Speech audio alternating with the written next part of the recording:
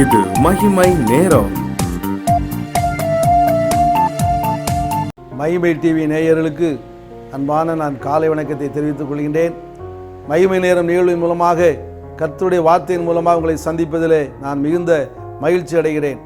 இந்த நாளிலும் கிறிஸ்தவர்களாக நீங்களும் நானும் வாழும் பொழுது நினைத்து கொள்ள வேண்டியவைகளை ஒரு சிலவற்றை நாம் பார்த்தோம் என்று சொன்னால் அது நம்முடைய வாழ்க்கைக்கு பிரயோஜனம் உள்ளதாக இருக்கும் என்று சொல்லி நான் கர்த்தருக்குள் நம்புகிறேன். முதலாவதாக கர்த்தரின் கற்பனைகளை எல்லாம் நாம் நினைத்து கொள்ள வேண்டும்.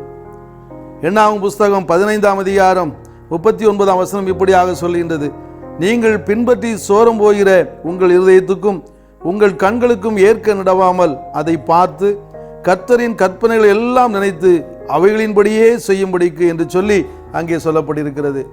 கண்களின் மூலமாக நாம் பார்க்கக்கூடிய எல்லா விஷயங்களையும் அதன்படியே நாம் செய்யாமல் கற்பனைகளின்படி நாம் நடக்க வேண்டும் என்று சொல்லி கற்பனைகளை எல்லாம் நம்முடைய வாழ்க்கைகளை நினைத்து கொள்ள வேண்டும் என்று சொல்லி அங்கே சொல்லப்பட்டிருக்கின்றது. ஆண்டவராய கர்த்தர் ஒரு கிறிஸ்தவள் எப்படி வாழ வேண்டும் என்று சொல்லி மோசேயின் மூலமாக கொடுக்கப்பட்ட அந்த கற்பனைகளை நாம் அப்படியே நினைத்து வாழ வேண்டும் என்று சொல்லி சொல்லப்பட்டிருக்கின்றது. இன்றைய கிறிஸ்தவள் கற்பனைகளின்படி நடக்கின்றாளா? கற்பனைகளை நினைத்து அதன்படி வாழ்வதற்கு தன்னை முழுவதுமாக அர்ப்பணித்துக் கொண்டிருக்கின்றார்களா என்பதை நாம் நினைத்து பார்க்க வேண்டும். கற்பனைகளை எல்லாம் நாம் வாசிக்கும் பொழுது அந்த 10 கற்பனைகளும் கிறிஸ்தவர் எப்படி வாழ வேண்டும் என்பதற்காக கொடுக்கப்பட்டிருக்கின்றது. அதையே தான் புதிய ஏற்பாட்டிலே சாராம்சமாக ஒரே வார்த்தையிலே அன்பு என்று சொல்லி ஆண்டவராய் இயேசு கற்றுக் கொடுத்தார். அந்த அன்பு இன்று குடும்பத்திலே காணப்படுகின்றதா? அந்த அன்பு இன்று கிறிஸ்தவத்திலே சபைகளிலே காணப்படுகின்றதா? அன்பு இல்லாத ஒரு சூழ்நிலையிலே நாம் தள்ளப்பட்டு இருக்கின்றோம். எனக்கு அன்பான தேவனுடைய ஜனமே, அன்பு இல்லாமல் நாம் வாழ்வோம் என்று சொன்னால், கிறிஸ்தவளாக ஆண்டவராய் இயேசு கிறிஸ்துவே என்னுடைய மெய்யான தெய்வம் என்று சொல்லி நீங்களும் நானும் சொல்லுவோம் என்று சொன்னால், அன்பு இல்லை என்று சொன்னால் நாம் கற்பனைகளை நினைத்து வாழவில்லை என்றுதான் அது அர்த்தம் உள்ளதாக காணப்படும். ஆகவே நம்முடைய வாழ்க்கையிலே கற்பனைகளை நாம் நினைக்க வேண்டும்.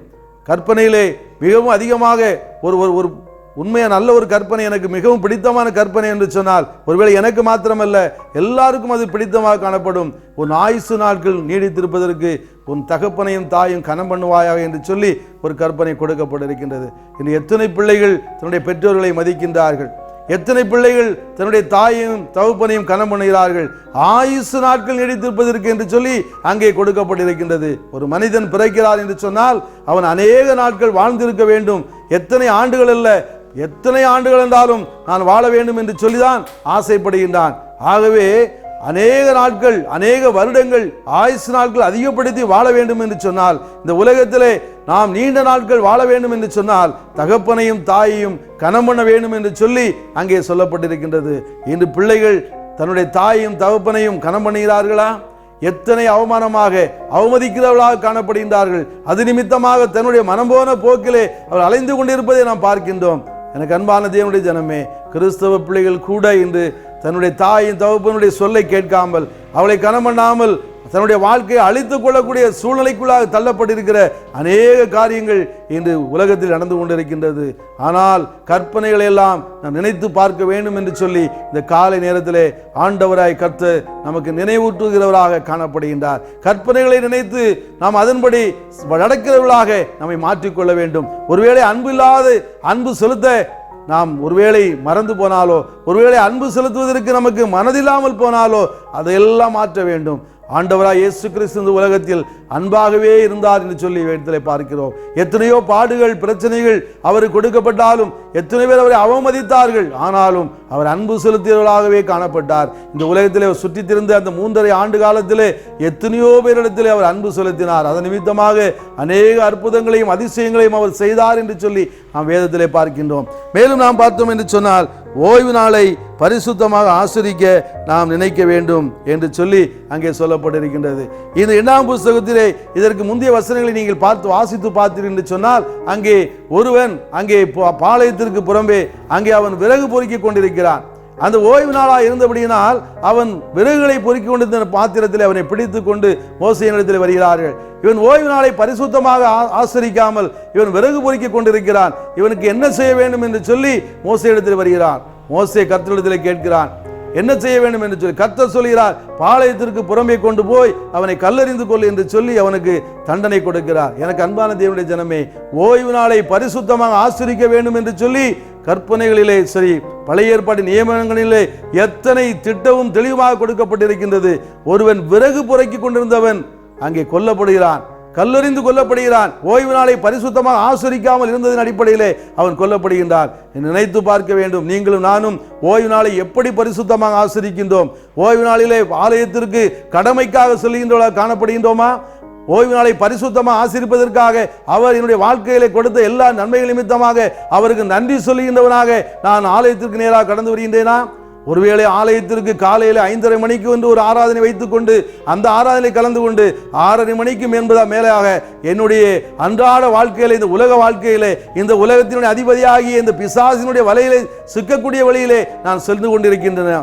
சோதித்து பார்க்க அழைக்கப்பட்டிருக்கின்றோம். இந்த காலை நேரத்தில் ஓய்வு நாளை நான் எப்படி பரிசுத்தமாக நான் வைத்திருக்கிறேன், எப்படி ஆசரிக்கிறேன் என்பதையெல்லாம் சீர்தூக்கி பார்க்கிறவர்களாக அழைக்கப்பட்டிருக்கிறோம். எனக்கு அன்பான தேவனுடைய ஜனமே, ஓய்வு நாளை பரிசுத்தமாக ஆசரிக்கப்பட வேண்டும்.